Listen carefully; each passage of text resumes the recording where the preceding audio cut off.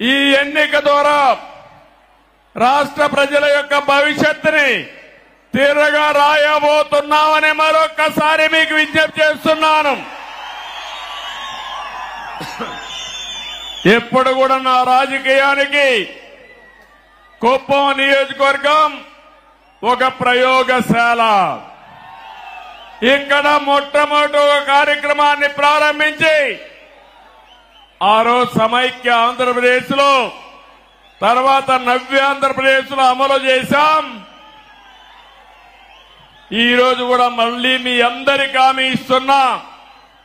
ఈసారి మీరు ఒక్కసారి ఆలోచిస్తే మనం ఎంపిక చేసిన ఎమ్మెల్యే అభ్యర్థులు చాలా బాగా చదువుకున్న అభ్యర్థులను పెట్టాం, యువతను తీసుకొచ్చాం, బడుగు బలహీన వర్గాలు తీసుకొచ్చాం, మహిళలకు ప్రాధాన్యత ఇచ్చాం.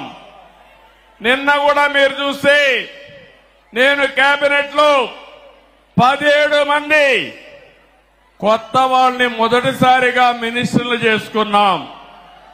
7 మంది అయితే మొదటిసారి ఎమ్మెల్యేలు, మొదటిసారి మినిస్టర్లు. అందులో రాంప్రసాద్ రెడ్డి రాజమన రాయచోటి నుంచి మొదటిసారి గెలిచాడు. మొదటిసారి ఎమ్మెల్యేనే కాకుండా మంత్రి చేశామంటే యువతకు తెలుగుదేశం పార్టీ ఇచ్చే ప్రాధాన్యతని మరొకసారి మీ అందరికీ విజ్ఞప్తి చేస్తున్నాను. ఇంకొక పక్క బడుగు బలహీన వర్గాలకు ప్రాధాన్యత ఇచ్చాం, సామాజిక న్యాయానికి పెద్దపీట వేశాం. కుప్పం నియోజకవర్గం ఉంది, నా సామాజిక వర్గం లేదు గాని ఈ వెనుకబడిన వర్గాలే నా సామాజిక వర్గం. 40 ఏళ్లుగా గెలిపిస్తున్నారు. అందుకే రాష్ట్రంలో 8 మంది కేబినెట్ మంత్రులుగా బీసీలను పెట్టాం. ఇది ఒక చరిత్ర. 24 మందికి 8 మంది బీసీలు ఉండడం చరిత్ర అని చెప్పి కూడా నేను మీకు తెలియజేస్తున్నా. ఈరోజు 4వసారి నేను ముఖ్యమంత్రిగా ప్రమాణ స్వీకారం చేశాను.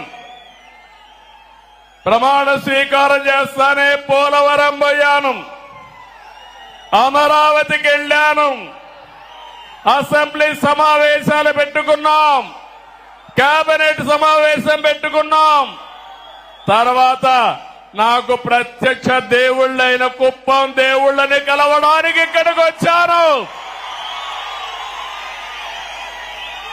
ఇక్కడి నుంచి ప్రజాక్షేత్రానికి వెళతాను. వెళ్లే ముందు మీ ఆశీస్సులు తీసుకోవాలని, మీ అందరితో కలిసి మాట్లాడాలని, మిమ్మల్ని చూడాలనే ఉద్దేశంతోనే నేను ఇక్కడికి వచ్చాను.